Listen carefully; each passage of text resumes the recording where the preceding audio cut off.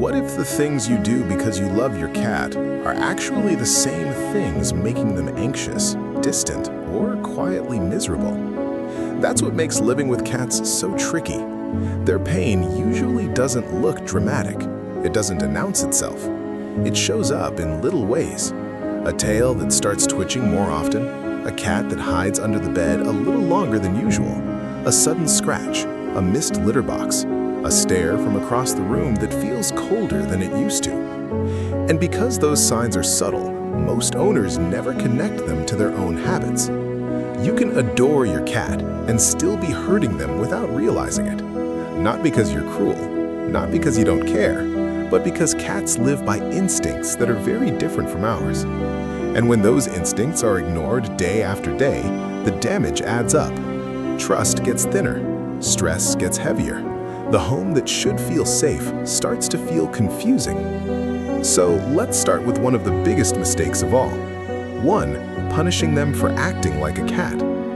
Have you ever clapped at your cat for jumping on the counter? Shoved them off the table? Sprayed water when they scratched the sofa?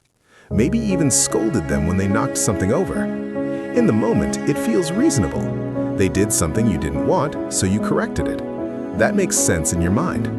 But in your cat's mind, that moment lands very differently. Your cat is not standing there thinking, I broke a rule, I should have known better. Your cat is following instincts. Climb, scratch, explore, patrol. Test the edges of the environment. That's not bad behavior to them, that's normal behavior. So when punishment enters the picture, they usually don't learn what not to do. They learn that you are sometimes safe and sometimes startling. And that uncertainty changes everything. This is why punishment often backfires. The counter jumping may continue, the scratching may continue, but now it comes with tension. Your cat starts doing things when you're not around, or they freeze when you walk in, or they run the second they hear your footsteps. Owners think the cat is being stubborn. Most of the time, the cat is being stressed. And the saddest part is that the real solution is usually so much more effective than punishment ever was. Instead of forcing the behavior down, redirect it. Give them a higher perch than the counter. Give them a scratching post near the sofa, not hidden in a corner they never use. Make the right behavior easy and rewarding. Because when you stop fighting their instincts and start working with them, everything feels calmer for both of you. Now let's go to something even more personal. 2. Touching them past the point where they've already asked you to stop. This one catches a lot of people off guard because it feels affectionate, not harmful. Your cat jumps next to you. You start petting them. They're purring, rubbing, maybe even rolling a little, so you keep going. A few seconds later, the tail starts flicking. The skin on their back ripples. Their ears tilt. Their body stiffens, and then suddenly they swat, bite, or bolt. Most people take that personally. They think, what was that for? I was just loving you. But from your cat's point of view, they didn't attack out of nowhere. They warned you, more than once. The problem is that their warnings are quiet, and our affection is often louder than our attention. Cats are incredibly sensitive to touch. A petting session that feels relaxing at first can turn overwhelming very quickly, especially on the lower back, belly, tail area, or even after repeated strokes in the same place. That doesn't mean your cat is mean. It means your cat has a limit. And every time you ignore that limit, even accidentally, you teach them that closeness comes with discomfort. That's when a strange thing starts happening in the relationship. Your cat may still want to be near you, but they begin approaching more cautiously. They sit just out of reach.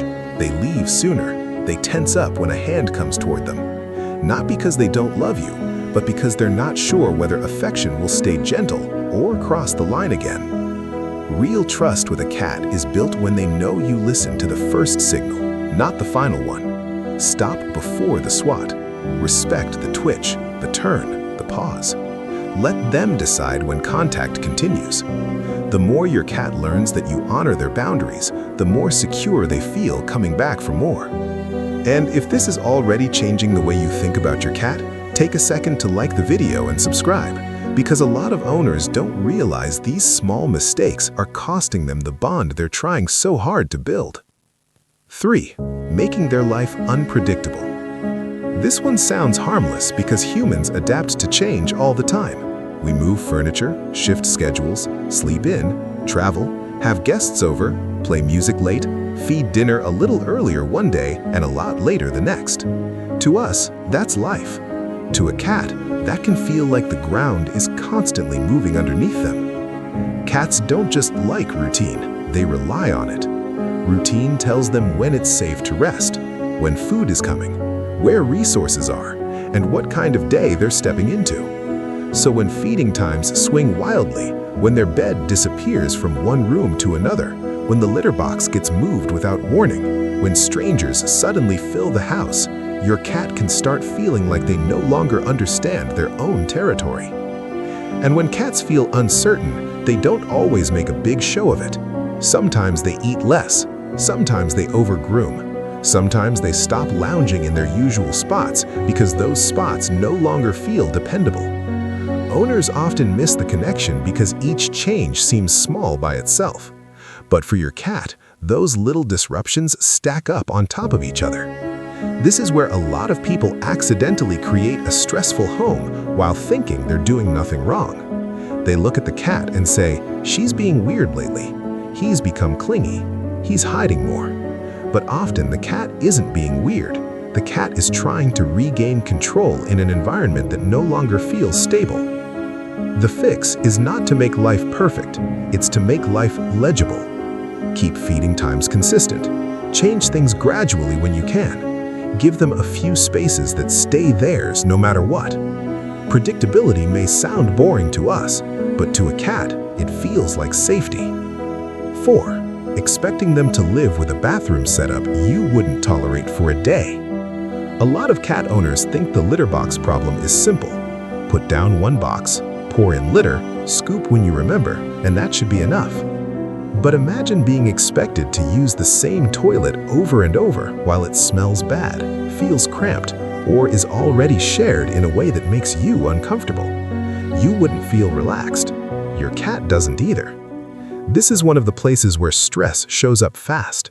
When the box is too dirty, too small, or not available where they need it, cats often hesitate. They circle, they hold it longer, they choose another spot. And the moment that happens, people rush to call it revenge or bad behavior. But cats are not plotting against you. They're making a decision based on comfort and safety. One box for multiple cats is another mistake that causes more tension than owners realize. Even cats that seem to get along can feel uneasy sharing something so personal. A more confident cat may guard access without ever getting physical.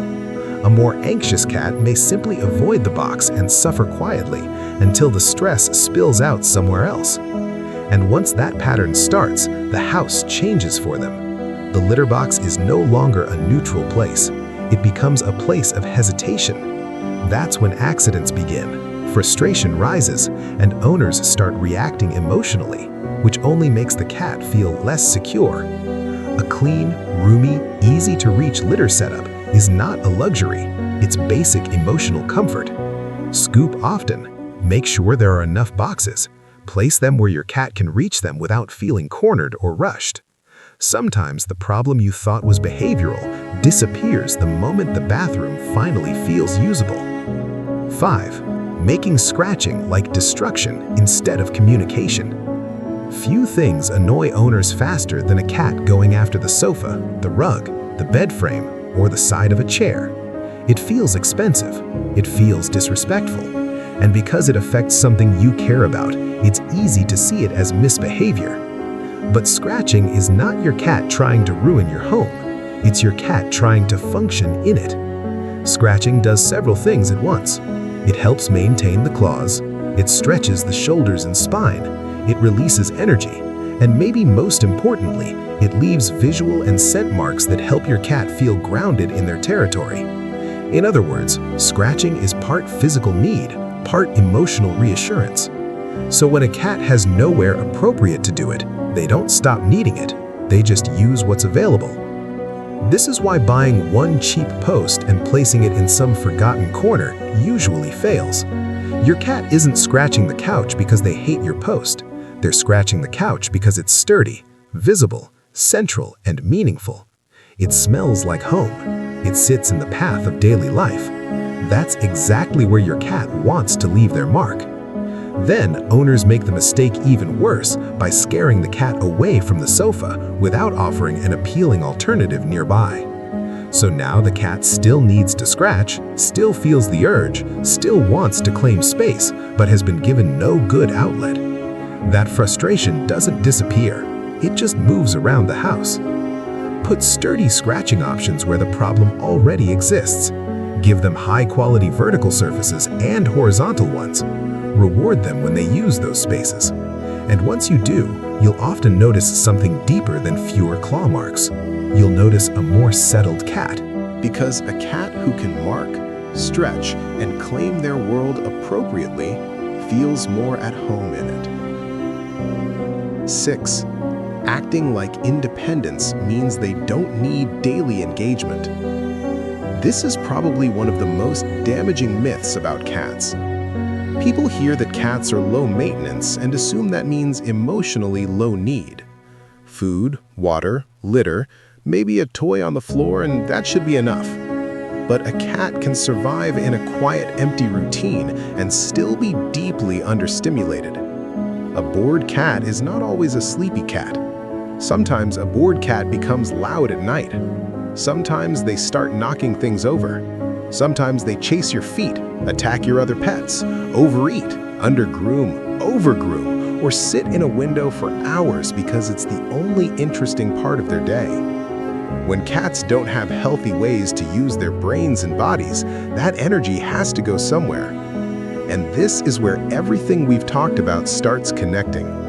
The cat you punished for climbing may simply need vertical space. The cat who swats during petting may already be carrying too much tension. The cat who seems moody may actually be understimulated. Owners often react to the visible behavior without asking what emotional need is going unmet underneath it. Play is not extra. Exploration is not extra. Hiding spaces, climbing spots, window views, puzzle feeders, short hunting games with a wand toy, little moments of novelty throughout the week. None of that is optional fluff for a cat. It is how their nervous system stays balanced. It is how they release energy, build confidence, and feel alive inside the home you share with them. And the beautiful part is that when you finally meet those needs, the whole relationship changes.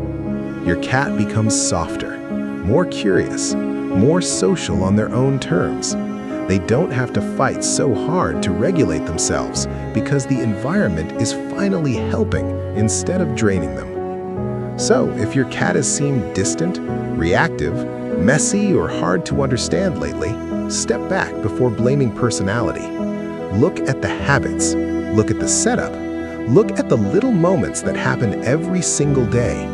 Because most of the time, cats are not being difficult. They're responding honestly to the world we built around them. When you stop punishing instincts, respect their boundaries, protect their routine, improve their litter setup, give them places to scratch, and make their world more engaging, you are not just fixing behavior, you are giving your cat something far more important: relief, security, trust. And once a cat truly feels safe with you, you can feel it. In the way they rest more deeply, in the way they approach more gently, in the way the whole house seems calmer. If you enjoyed this video, like it, subscribe to the channel, and check out the next one, because the more you understand your cat, the better life becomes for both of you.